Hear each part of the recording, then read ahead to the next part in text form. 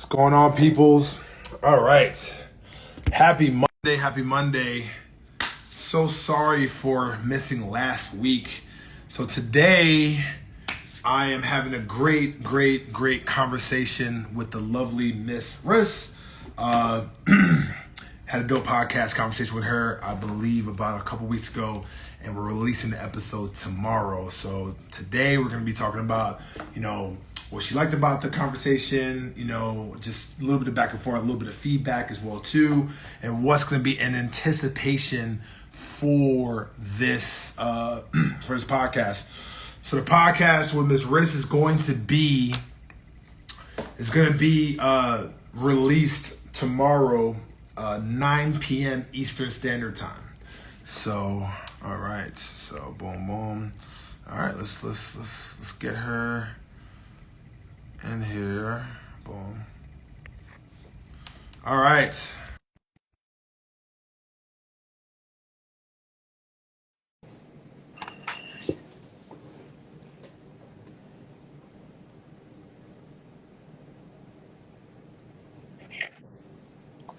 What is going on? Hi.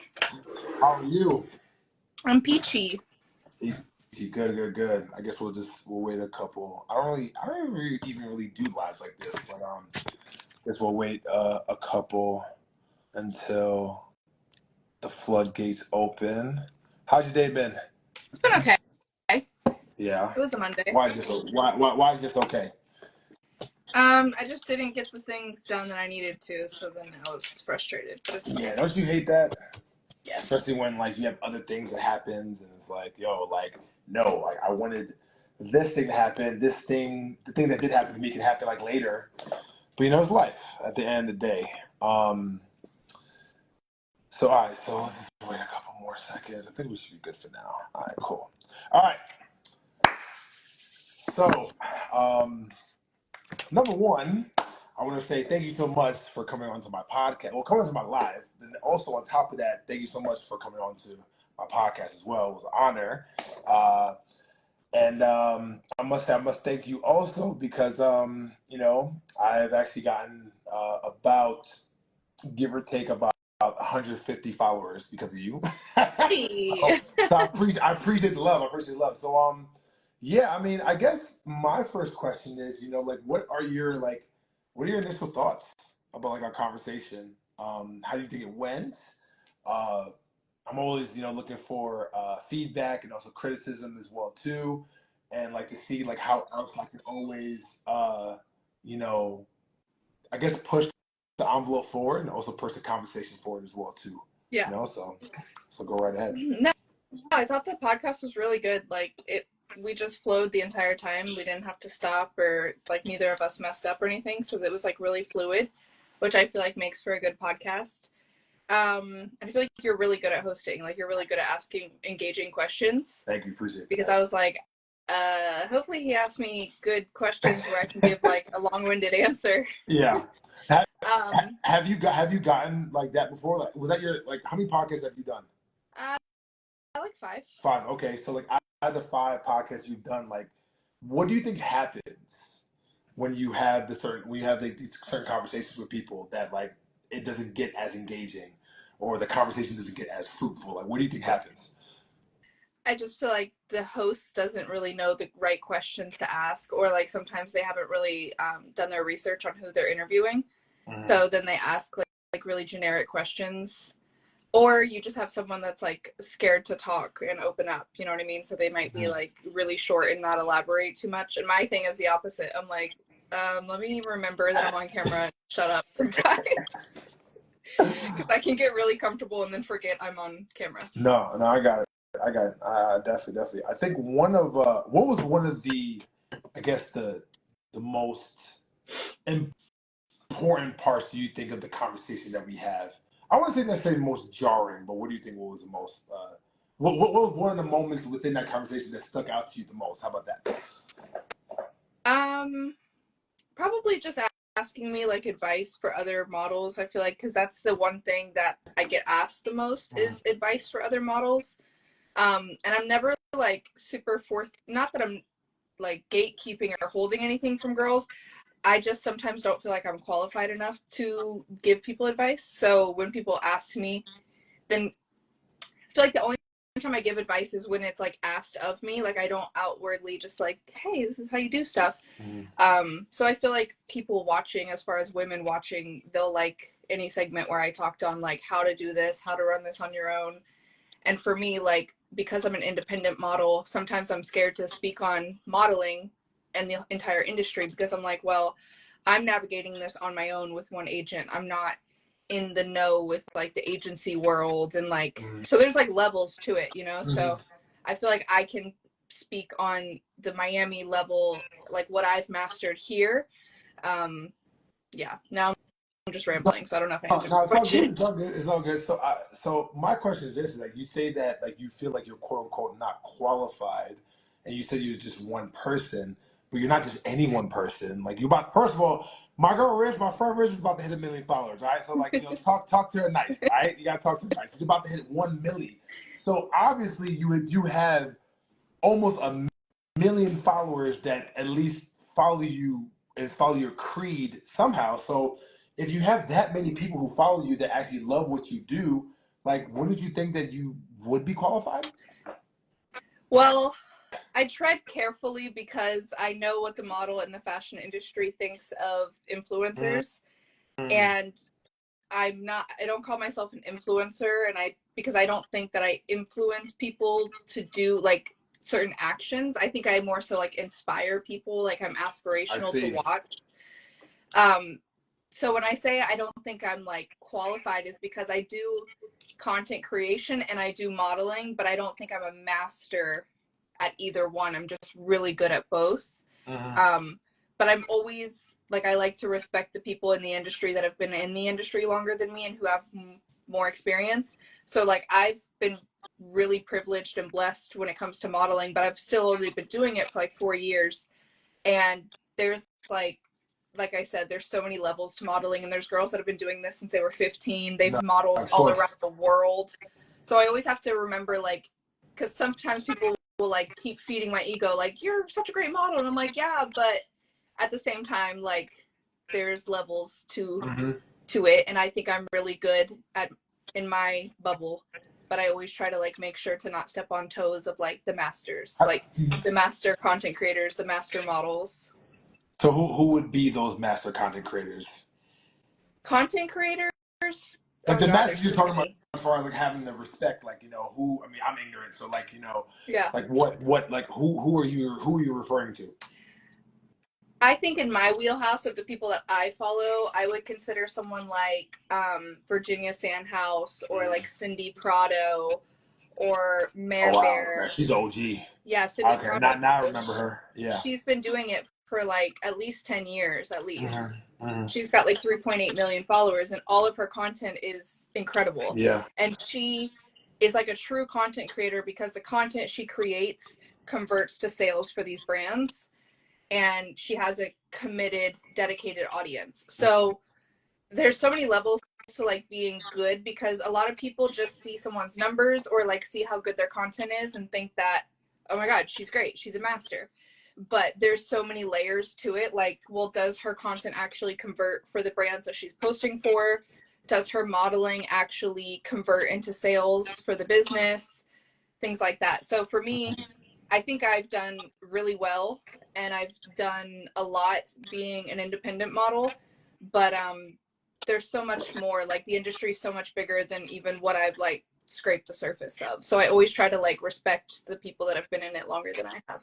No, absolutely. One of the things you mentioned, which I believe we did not necessarily go in depth. Like, we did talk about like different ways to, like, make money as far as an influencer, but like I guess one of the biggest pain points is like models and also content creators. Like, content creators, they make at times they can make great content, but they at times can't convert that to like cash flow and, like, in dollars. So and that's one of the things that we did talk about, but I kind of wanted to maybe explore this a little bit. Like, what do you think is like the number one issue? Like, what is your advice from your perspective on like how to actually make that conversion a little bit more, especially when it comes to content creators that actually make dope content? Because I know a lot of content creators, which I'm not gonna say their names, but like they have trouble like still like converting sales. I remember one time there was this lady, I can't remember her name, and maybe she had fake followers, I have no idea, but she had like 2 million followers, and she had like this brand deal with like this clothing company,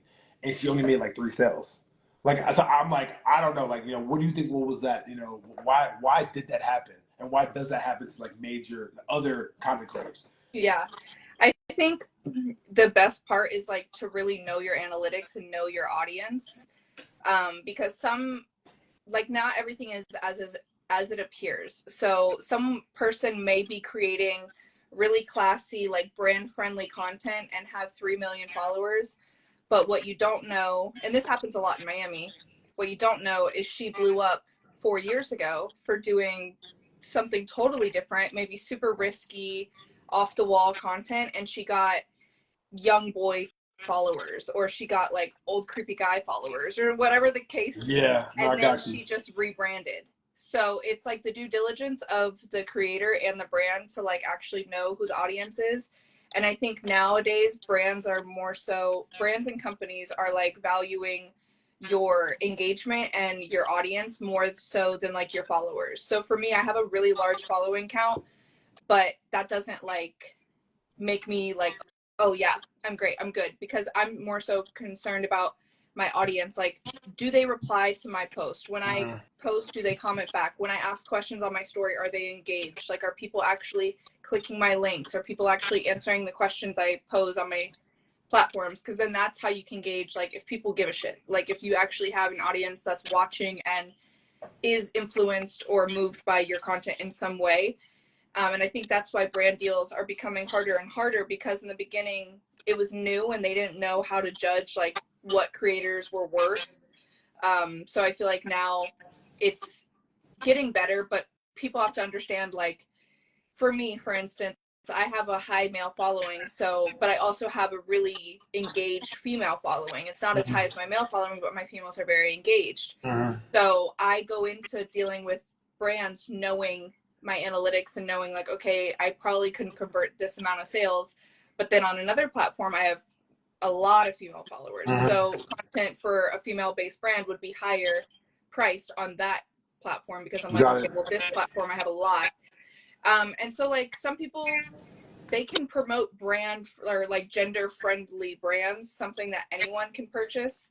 And I think that's really what creators should do if they want to optimize their platform, is to make sure they understand their audience before just looking at like, oh, my content's really pretty and I have 1 million followers. But are any of your followers even in the US? Like, some people have full following bases out of other countries, and if that brand doesn't sell, in another country, then it doesn't make sense, Yeah, no, no, definitely. I think one of the biggest nuggets you've actually said, which I'm not going to release because you guys are going to have to look at the podcast before, you know what I'm saying, on Tuesday.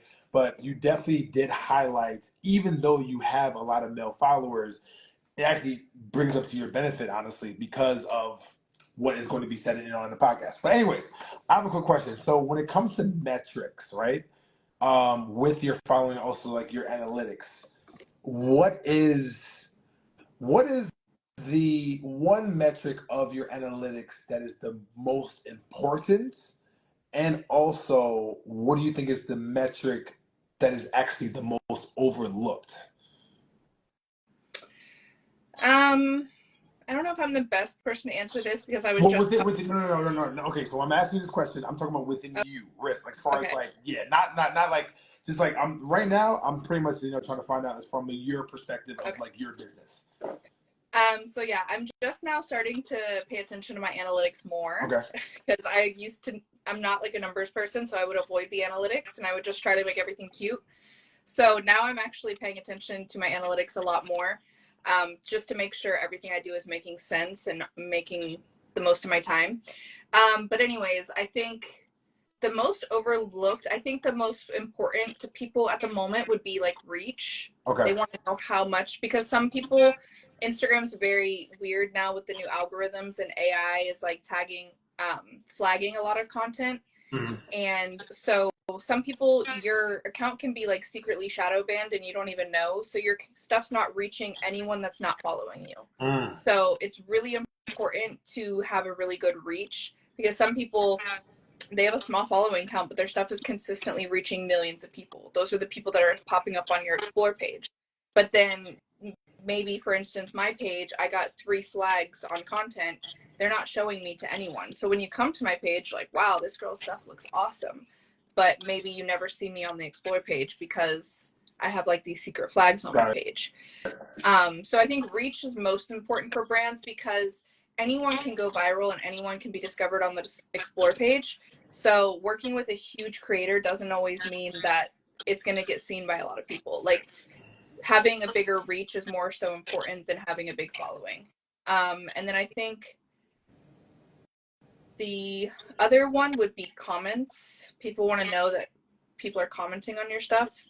And then what'd you say? I said the most overlooked, but I think that's good. Yeah. It's good for now.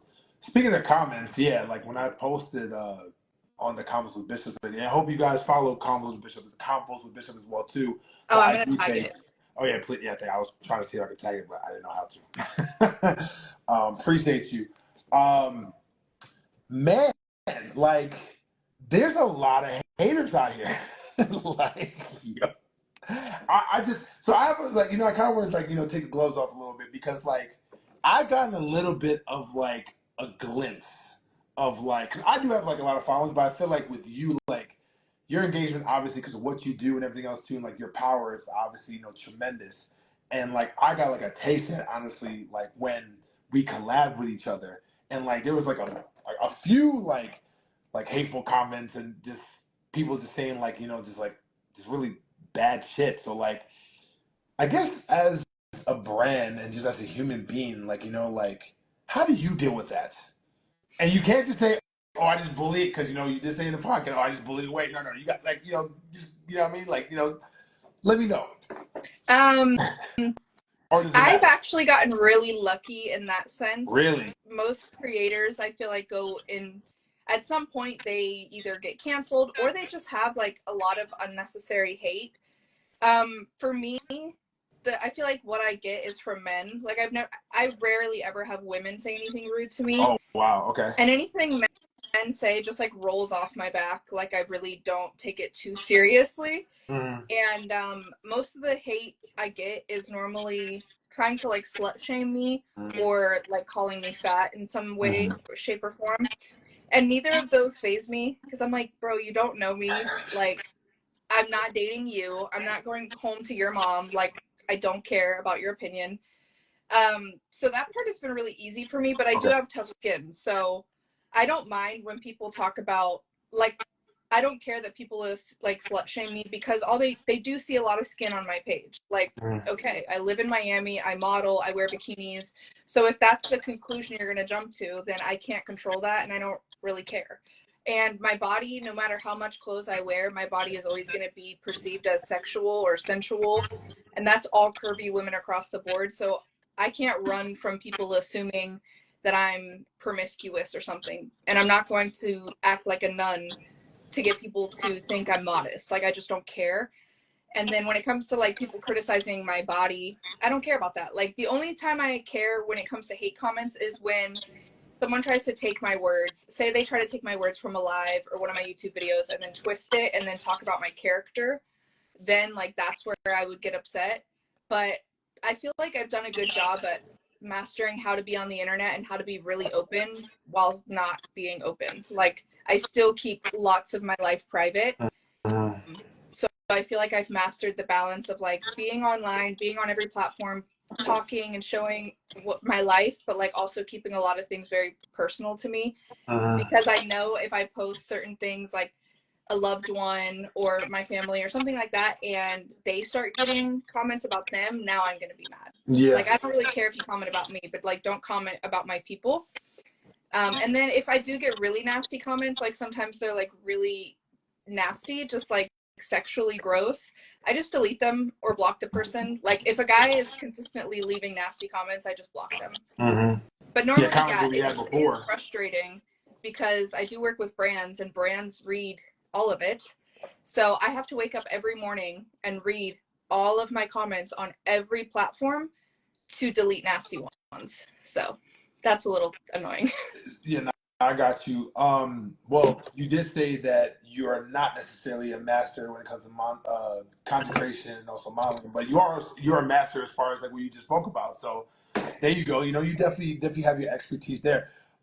Here's a question for me, and then we'll have like a couple more and then we'll wrap up. Um, Obviously, when it comes to the comments coming to your page, as far as monitoring it, is very, very important. But how important is the person or the content creator commenting on other pages? How is that important? Like me engaging with other accounts. So, for instance, like let's just say if because I got caught up a couple of times, and I'm just wondering maybe it's like I don't know if it's like a bad thing or good thing, but just be like very transparent. You know, like I'll see something like something crazy like I don't know, all black men cheat. And then like I'll just go on the comments and go crazy. But then like with that, because I've reacted to that and maybe in a negative way, even if it was negative, does that put any like, any asparagus on me because I am a brand as well too from the other brands that are trying to work with you? Does that make sense? Like, do Yeah. other brands look where like the Shade Room, Uncut, World Star, and see like where you're also engaging to see what kind of personality you have? Not that I've seen. Okay. But I work with fashion brands, and a lot of girls that work with fashion brands, like we're not in the habit of commenting like that. Mm-hmm. So I feel like men are a lot more prone to commenting and being controversial on the internet, and girls are like not as controversial. Like me personally, I've never commented. Even when I see something like super outraging, I'll just keep scrolling. Like it's not a habit of mine. We're just confrontational. We're more confrontational. Yeah. And I'm not at all. So I never comment on anything. Even if people bring confrontation to my page, it say like I've made a tweet and it became super controversial. And the comments, it got like 5 million views in 30 minutes. And the comments were stressing me out so bad I just deleted the entire post. Okay. Because like I was like I just can't handle this. Like this is too much. Like I don't want people thinking this X, Y, and Z about me. Like so for me, I've never seen that brands pay attention to how girls comment and move on the internet. But I feel like content creators, especially females, we are more prone to watch everything we say because of cancel culture and because men can get away with saying a bunch of stuff. Girls, like, oh, we say one thing and now we have people attacking us, men attacking our character, girls saying, oh, she's not a girl's girl, or she's this, she's trying to do this for the male gaze. Versus if the guy said, "Oh, he's just a guy," like what I'm saying. Yes. It is what it is. That's what guys do. You know what I'm saying? Yes. Yeah. Okay, I understand. So I feel like girls in my situation, we don't put our nose anywhere that's not necessary. Mm-hmm. Okay, yeah, definitely. See, man, you gotta take some advice from that because we do be sticking our nose in things that we have no business sticking into sometimes. Yeah, even like my agent, he likes to debate and get into like. There you go. See, yep. I like debate. I like to debate as well too. So I get caught up. He'll do it from his agent page, where he's representing hundreds of girls, and he'll be getting back and forth. And I've even had like someone from one of his debates come and comment on a video of me that he had me tagged in, and I'm like, what is this? Yeah. And he was like bringing their argument to the page. So no, I got it. I had that question because I don't know if it's detrimental to the brand, or it could be. Maybe maybe I'm just thinking about it way too much. I don't know. Oh, it just depends on the brand. Like if it's a really, really high up fancy brand, then yeah, they'll care. But I mean, like I work with Fashion Nova, and Fashion Nova works with rappers and girls that be doing wild stuff. So yeah, no, I got it. I understand. No, definitely. But yeah, I think we're good. And I appreciate the conversation. Anything else that you're excited about the release tomorrow? Anything you want to say? No, I mean, I'm excited. I think that's my first like one-on-one interview asking about myself. I've been on like panels and stuff before. So yeah, I'm excited for people to hopefully get some knowledge from it. It's the first time I've like tried to open up and, share the wealth. Yeah, I think it went good. No. I'm excited. No, definitely. Well, I appreciate your time as always. Thanks so much for calling us live. You guys, you can give your shameless plug so we know we can find you and everything else you got going on. Yeah. you guys can see my little @ right here, but it's @ reality with Riss. And then I have a fitness page where I'm working on my fitness guide. I've been working on it, but I promise it's coming. And that fitness page is Thick Fit with Riss. So it's THICC Fit with Riss. So, yeah. I think once you have that like solidified and going on, I think we should definitely do a round 2 and just focus on that. Yeah. Yeah, I think that'll be dope. So yeah, ladies and gents, appreciate you guys. Ms. Riss, thank you so much for your time. Of course. Tomorrow, 9 p.m. Eastern Standard Time, Council of Bishop with Ms. Riss. It's gonna be a dope one, and I can't wait for you guys to watch and listen. I appreciate your time, Ms. Riss. Thank you. Of course. Bye, guys.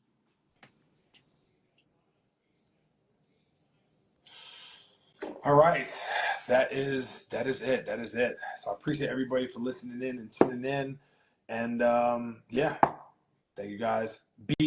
Stay in tune. Stay tuned for tomorrow. It's gonna be a good one. Only the best.